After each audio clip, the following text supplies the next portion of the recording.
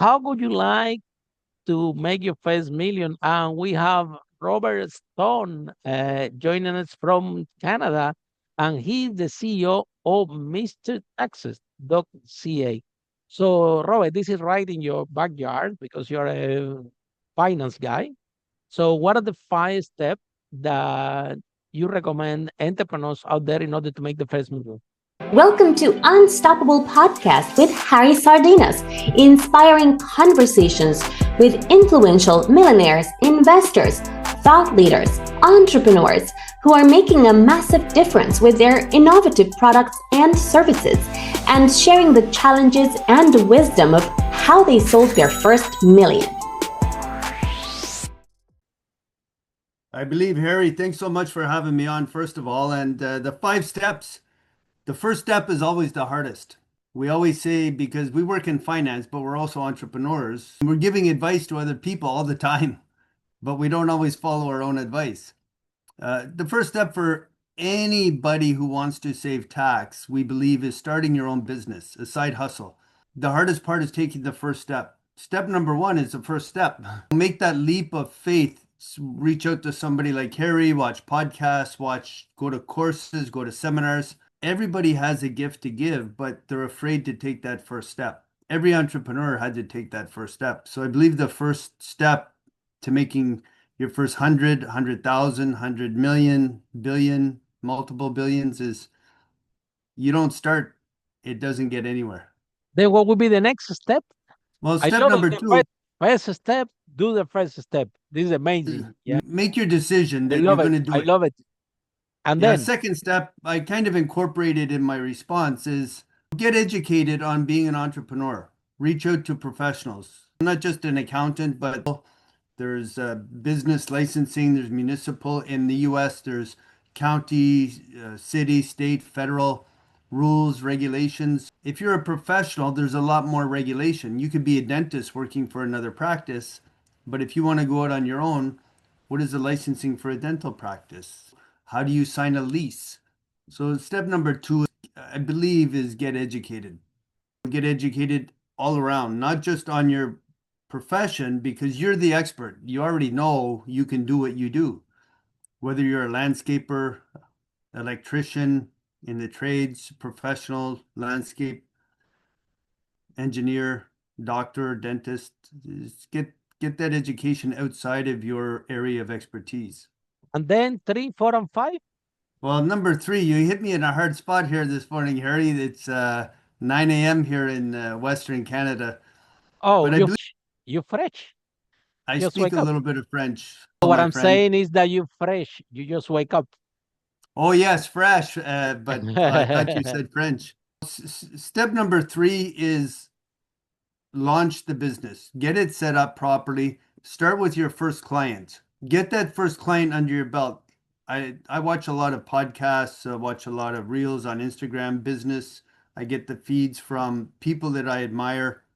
And they say when you're starting out, sometimes you give away complimentary, not free. Maybe your first 10 clients, take them on and learn a little bit about the business of your business because there's so many areas. There's marketing, there's sales. You get that first person in front of you and they're like, I'm going to think about it. I have to ask my wife. I don't have the money to pay for your service. And again, we're accountants, but we do a lot of sales training because we also have an insurance brokerage, investment brokerage, and mortgage brokerage. So we have the Oh, luxury of wow. having those business development people with the insurance companies come in and train us on closing, on sales. And there's hard sales, soft sales. But again, that's another area of business that you're going to have to take care of. And then 4 and 5, you find your first client. And then what happened? Well, number four is you set up your system. I believe it's, whether it's an accounting system, a sales process, a marketing system, start documenting your systems. I believe step number four, if you don't have your system set up properly, you're not going to get to the next level. You're not going to make your first dollar. If you set up your systems, Agree. two of my children, we have 5 children, but two of my children worked at McDonald's. The other three didn't want anything to do with McDonald's. They're like, oh no, not McDonald's. But the two that worked at McDonald's learned their system. My son Oh, brought yeah. home a Yeah. 250-page training manual. Yeah. And I said, "You're just serving Unbelievable. hamburgers. You're Yeah. just cleaning the tables in the lobby." He was a lobby guy to start. They had him cleaning tables. And they had a Mm. system for cleaning the tables. They had a system What for what doing detergent you everything. use, what clothes, everything. Yeah. Exactly. What direction to wipe the table, where to start on the wiping the table. I used to It's it, be to work as a room service in the Hilton in Canary Wharf in London, and I learned a lot about systems over there because over there they have, like I said, the book, even what soap you're gonna use and how you even wash the plates. Unbelievable. Until every And when I system. saw that, when I saw my kids do that, they were 14, 15 years old when they worked there. I implemented that in our business right away. I put Hmm. together those training manuals. We put together what Hmm. we did in our business was we had a war room where all the team in the main office, we had opened it by 2018, 42 locations. But the head office, we had a binder and it was the procedures manual, and they would Hmm. help create Absolutely. procedures for the That field. becomes the Bible of the company. Eh? But that Bible we had was paper format. We had an electronic copy, but the paper format, anybody on the team could open the book and make notes. And then Oh every week or wow, so, they can when improve we the had procedures. they would make suggestions. They would put it in the book, Hmm. right? And Every week, everything a that different every time that something happens, you update. include more and update it and start like a small document and becomes really big and very detailed. So if you get the way in our company, we have the habit that if something happened that was not inside that book, after we solve the problem, we went and we will add that paragraph so nobody forget again. And It's just like AI. They say the more yeah, you feed AI, the more it learns. But what we yeah. did with our book was that physical book, the paper Mhm. copy, each person on the team, one person each week was responsible for putting those notes in the electronic Oh copy. wow, So amazing. people would update it and they Stay there would forever. read it on a weekly basis, and then we would share it with all the locations. And it's important updates would go out in an email. Not so Mhm. important updates we would just leave in the book for people to read later. But I think it has to be organic, ongoing. So step four, 100%. document everything in your business. Now the fifth one. Number fifth is the gasoline. Oh wow, I like it. Once you have your system set up, the only way to actually become wealthy is to start a business and grow. You can be a landscaper and work for yourself. You can be a landscaper and work for yourself, but you're never going to become wealthy. If you're a landscaper, and I saw one on Instagram the other day, he has 42 trucks now, right? He has 40 some trucks with 150 staff, and they're cutting all over Southeast LA. And he's growing his business to multi-million dollar cutting grass. So number Absolutely. five is scale. I Hmm. saw a great video. It was one of Grant Cardone's mentors. He said every $1 million business has to have these three people. He said he's never seen $1 million business without these three people. You have to have somebody that goes out and preaches the business, like the Elon Musk, the Steve Jobs, the Bill Gates, the Harry Sardinas of the world. Number two, you have to have somebody who's going to do the work, deliver the service. Number three, you need somebody that's in charge of the administration who's going to send out the invoices, make sure the bills are paid. And he said he's never seen $1 million business without those three people. So at Hmm. some point, you have to bring on the right person to delegate. You cannot do it all yourself. Robert, I want to expand a little bit more in one of your steps, which is finding the first client. Okay. And for our listeners, Um, let's expand a little bit more on this because out of the 500 millionaires that we interview in this podcast, no one yet had come to tell me, Harry, you're not going to believe I invented this product like this. I have this product and exactly how I envision it. People start to buy it and I became a millionaire. No one had told me this story yet. So every time that we interview someone here, well, Harry, you see, I have this product, but then I find my first client, and then my client was giving me feedback, and then basing the feedback of the client, I improve it. And let me tell you a story. My first business was in property. Yeah, we managed to sell over 5 million. And when I was out to rent my first show it to a boy, a guy, look, do you like the room? And the guy say, no, I don't like it. So why not? Said, look, man, you don't even have bed sheets and this room needs painting. No, I'm not gonna take it. So when the guys left, I went straight away and I paint the room. The whole evening when I went to the painting shop, I said the guy, look, I need to paint one room. I need this, this, this. I remember the guy in the shop told me, Harry, uh, I can tell that you know paint in your life because what you're talking doesn't make sense. So don't talk. Let me give you stuff. You will be fine. Anyway, the whole evening I paint that room and it was white and it was amazing. Next day, a girl come and said, look, I said, this is the room. You want to take it? And she said, well, it's clean. It's white, but you know, it's too cold. It needs a little bit of warmth. You know, I live in London. It's cold over there.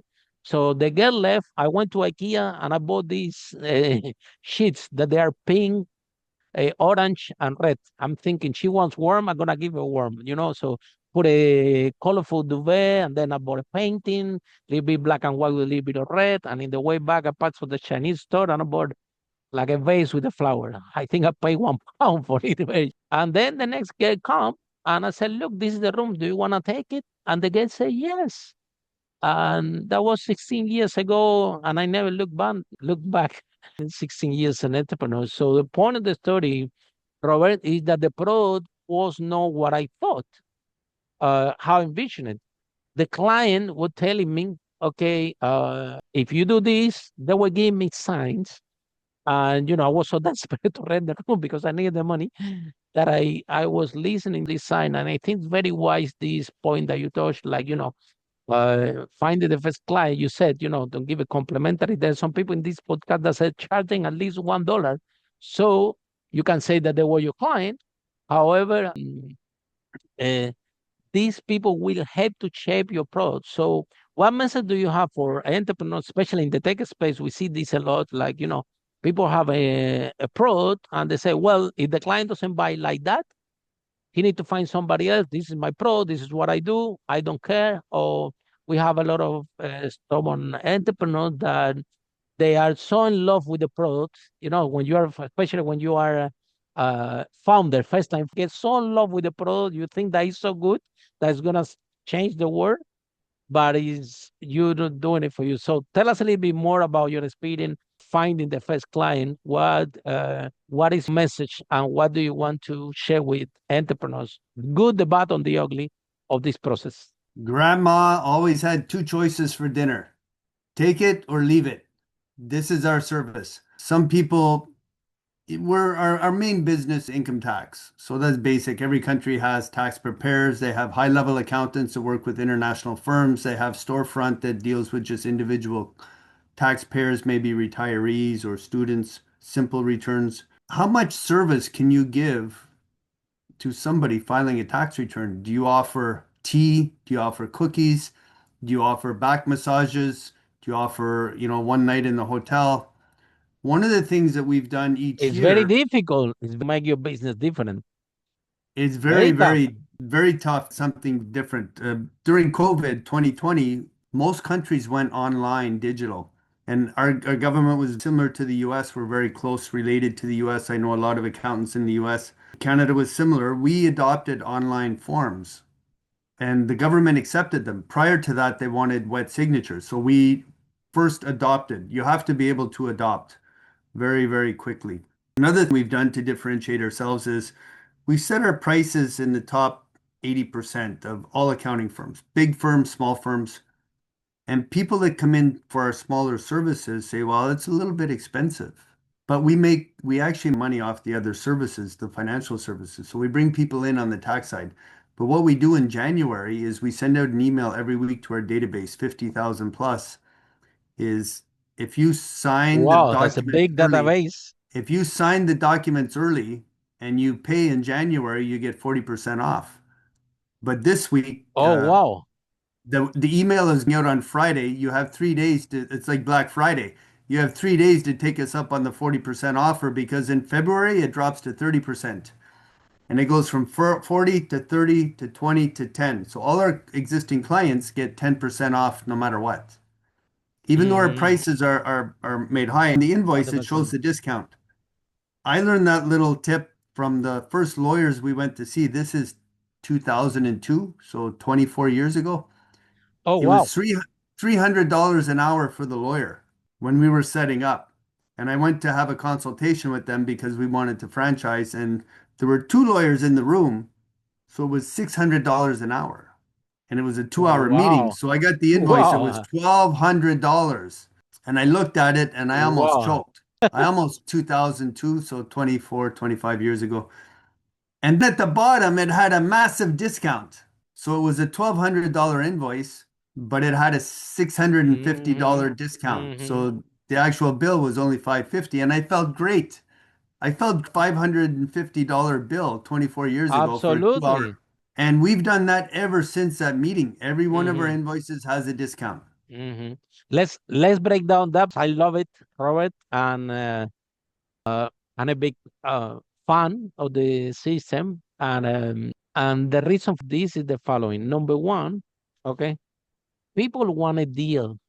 People don't want the cheapest things. And by the way, if we talk a lot in this podcast, okay, about this topic because it happened to me. Also, I have experience in this. I lost like 1 or 2 million, close to £2 million because of this mistake. Because at some point in my business, I put the rooms the cheapest on the market, and I took a big hit, cost me a lot of money, and then I figured out why. After when I lose money, I learn very good, and I study deep this concept. So it turns out that only 20% of people buy on price, the rest 80% buy on value, and actually the people that buy the cheapest stuff is when it's not important to them, right? If you know if to you you buy the cheapest shoes. If car is not important to you, you buy the cheapest car. Now, if shoes are important to you, you will buy a Nike. If car is important to you, you will have a Mercedes, right? So by lowering the prices, you bring in the 20% of the people, but you bring in the worst people, which is the people that is not important. So there are less people and they don't care about your service. Now, of course, to go and charge the premium price, the value have to be justified. And this is the problem that we have for entrepreneurs sometimes, that that they say, okay, this is the price for my product, and they say, well, Harry, they always asking me for discount. I said, look, if they are asking you for discount, you're not communicating the value effectively. However, Robert, if you communicate the value effectively, like these lawyers did to you, or like you're doing with your clients, you communicate the value effectively, and then you give a discount, the client will be all over the moon.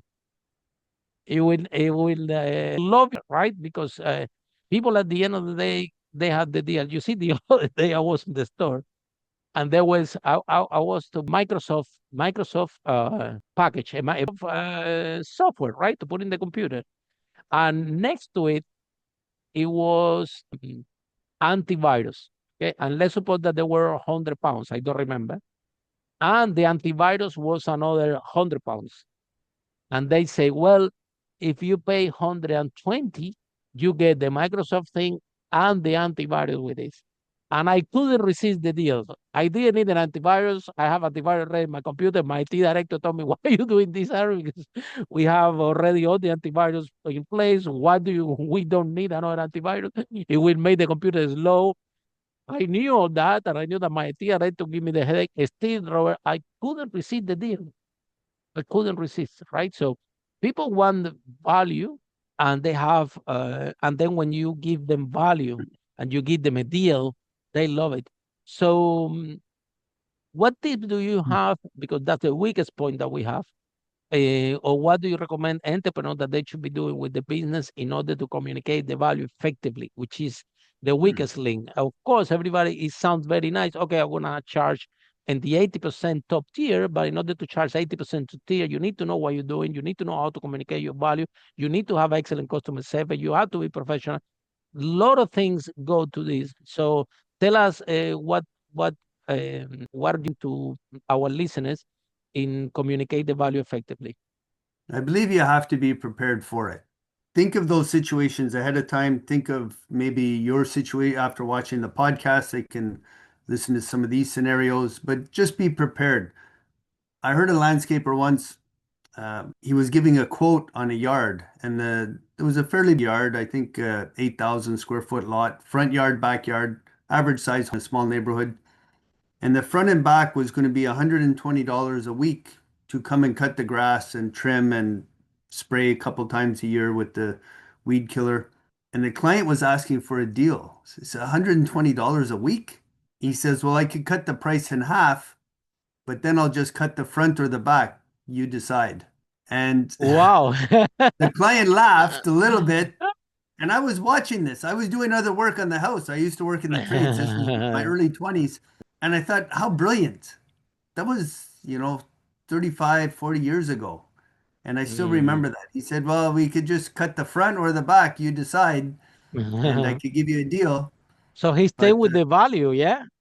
he stuck That's with the the other value. thing, that's the thing as well. Like, he said, look, this But is then he what he it worked. reiterated that we include the trimming and we include Uh-huh, the, exactly. in the spring we spray it, in the fall Hmm. we And the prep other it for the people won't winter. do that. And then, like this, you have to the value effectively. And if people come and ask you for discount, don't drop the price.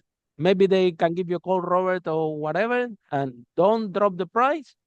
Learn how to communicate the value effectively, add more value. There is something in your service that is not communicated effectively, or yeah, or you can, like I always said, high perceived value at the low cost to you. Okay.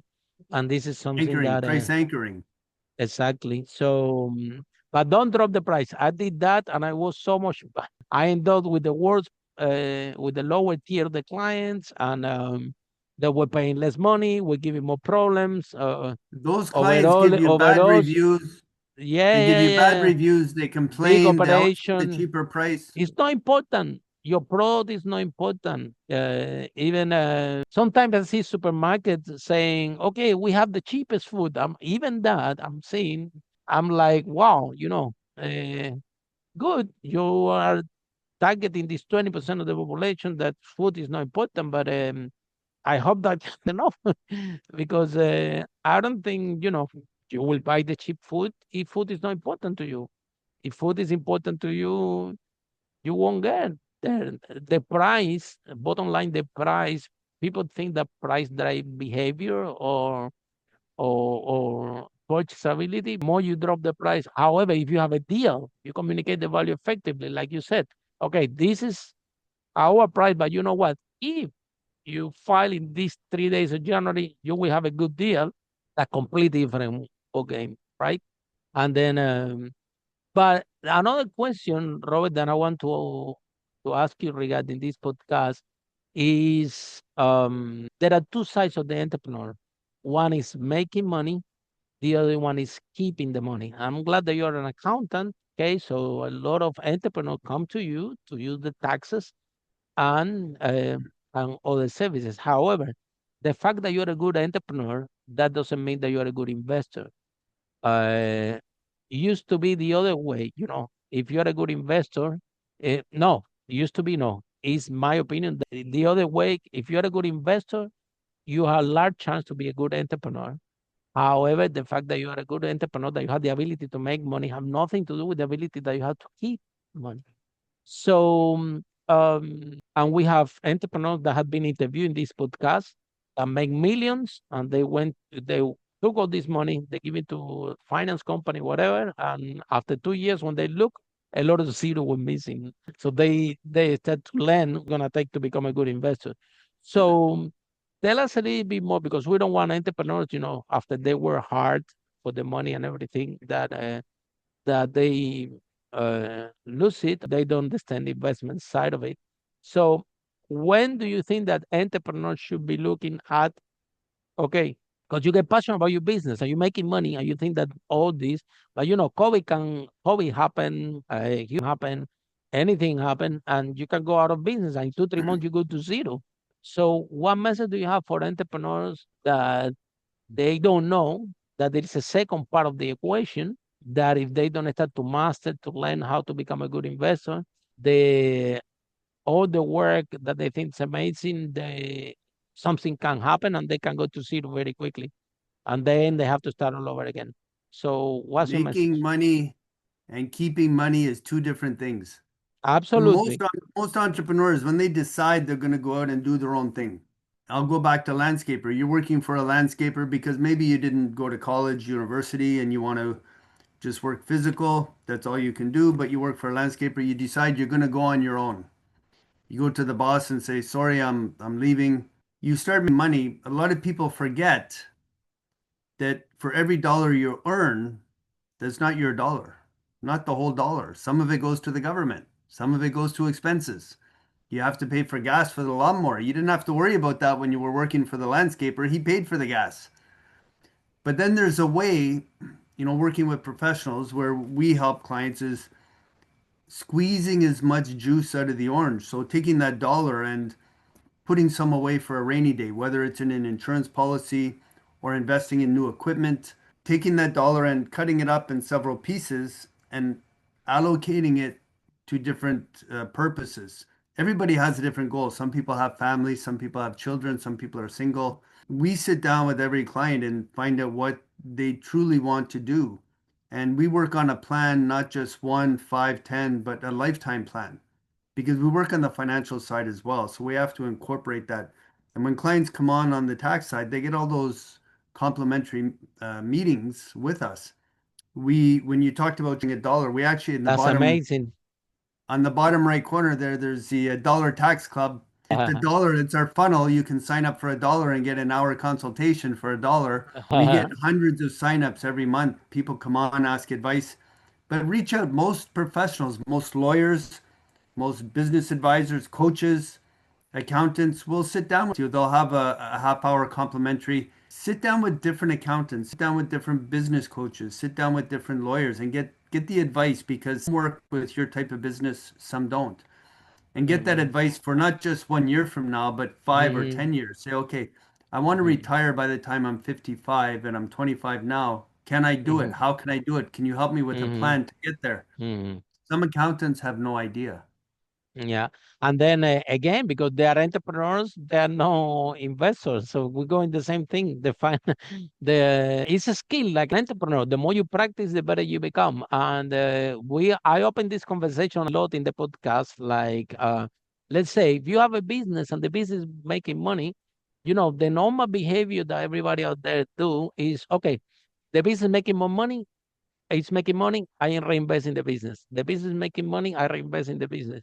But again, one thing, my brother, he has an import and export business. Okay.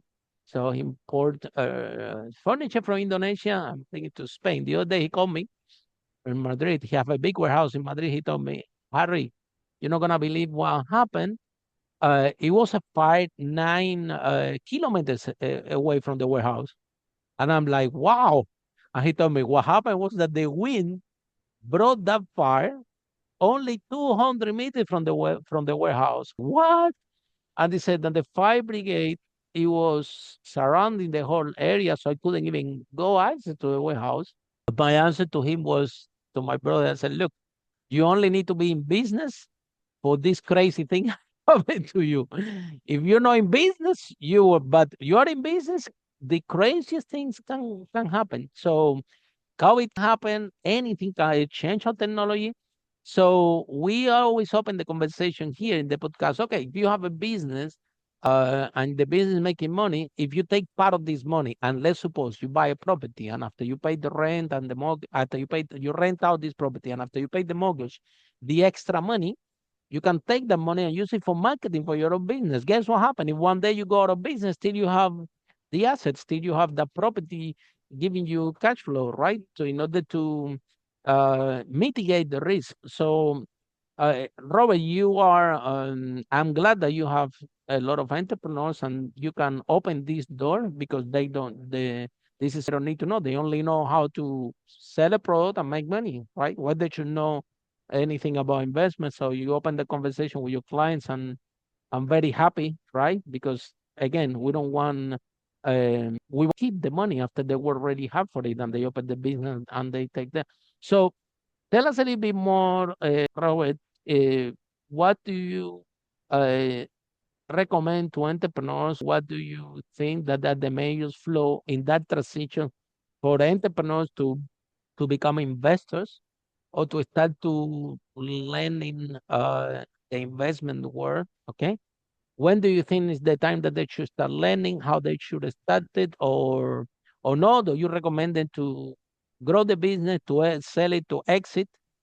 But that's what happened. After they sell it, they exit. They have so much money and they don't know what to do with it. They don't know how to invest. And then quickly a friend come with this property deal that you're gonna make a lot of money, and with numbers that doesn't sense, and poof, you are down. So tell us, what's your message for entrepreneurs in order to start to learn to become investors? I'll give two stories. So a lot of people come to us and they're not making a lot of money. They don't have a business. They want to go into business, so they come to us for advice, but they also want to invest. And I say, when you're starting out, you make a choice. You go in the business, you're 100% in. Don't put one toe in, one toe out. If you're going to be in business, if somebody has a couple, husband, wife, the wife will do her own thing on the side, it's great because one side has the steady income, one can do it 100%. But if you're on your own, it's very tough. Some people have bad debt. They have car loans. They have a bad mortgage in Canada. It's not 25-year mortgage like the US, so it's a 5-year term maximum. Some people get locked into horrible rates Wow, and 5 years, five yeah, years max. only. You have to Oh renew your wow. mortgage every 5 years, and then the Ah, rates okay. change every year. You can do minimum 1 year if In you get London, a. same thing. London, we have the mortgage, but the rate, you can only fix it for 5 years. Yeah, so we look at people's overall debt and say, okay, if you're going to go into business, once you start making money in business, there's two options, right? You can diversify. The number one investment I always believe is real estate. I grew up in the trades. My father was in the trades, my uncles. I grew up on the job site, repairing homes, renovating homes, building new homes. Real estate is actually the number one investment you can make, but it's not for everybody. And I'll give two stories. So I was maybe 15 or 16 years old, and we were sitting in the truck in front of this three-story, 3 units apartment in Ottawa, the capital of Canada. And the landlord was out front. He was screaming, yelling at the tenant, and the police were there, and they were screaming, yelling. And then finally, everything calmed down. We went up to the third floor, and the entire apartment was painted black. The cupboards, the carpet, the floor, it was a mess. Just Wow. paint everywhere. And it turned out Wow. that it was this shitty landlord. He never fixed the heat, never fixed the doors, never fixed the plumbing. And the tenants sent him a letter. We want to paint the place, like you talked about your white paint. They wanted to, they said, we'll paint it. You just cover the paint. He said, I'm not paying for the paint even. So they said, okay, we'll buy the paint. We just need permission to paint the apartment. So he gave them permission to paint the apartment. They painted it black and then they moved out. And I don't know what happened, who sued who, but being a landlord is not easy. It's not easy, Yeah, of course. You evicting have. tenants. My brother also, about 8 years ago, when the markets were really low in Canada, he bought a place in Quebec. Very cheap. It was a great deal. A 4,000 square foot home with an indoor outdoor pool. And there's winters in Quebec, but it had an indoor outdoor pool, had a 3-bay garage, and he had borrowed a little bit of money from me to help put a down payment. And then he called me about 6 months later. They were renting it, and he sent me a picture. I'm in the west. It was very early in the morning here, maybe 4:30 a.m. And I answer the phone, and I look at the picture, and I'm like, it's my brother, so I better answer. He goes, "We have a problem." I said, "What's the problem?" He said, "Check the pictures." I look at the pictures.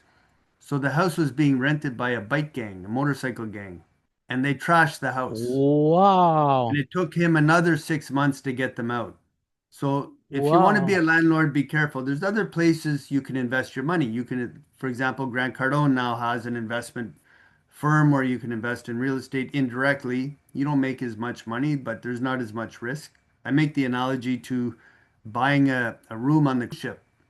You can buy your own speedboat and have the excitement, but you can also go safe and just buy a cabin on the cruise ship and enjoy it.